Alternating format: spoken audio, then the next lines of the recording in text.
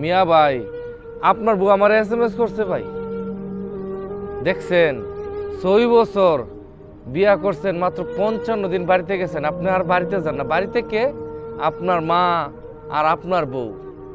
আপনি আর বাড়িতে যান না মিয়া ভাই। এই যে দেখেন, আপনার বউ কত কান্নাকাটি করতেছে, আপনি বাড়িতে যান না মিয়া ভাই। মিয়া ভাই, সাদা চামড়ার পিছনে পড়ছেন বিদেশে। মিয়া ভাই, সাদা চামড়া আপনার লেখাইতো না ভাই।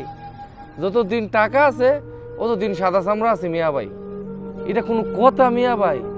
এই বউডারে কি লেগে বিয়া করে জীবনটা শেষ করছেন? আরে আপনার তো মেয়ের জীবনটা ধ্বংস করে দিয়েছেন মিয়া ভাই। আপনার বুড়া মা আর আপনার বউডা বাড়িতে আছে মিয়া ভাই। কেমনে পারেন বিদেশে থাকতে মিয়া ভাই?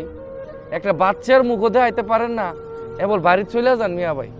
দেখছেন আপনার বউ কত সুন্দর করে SMS-টা দিল।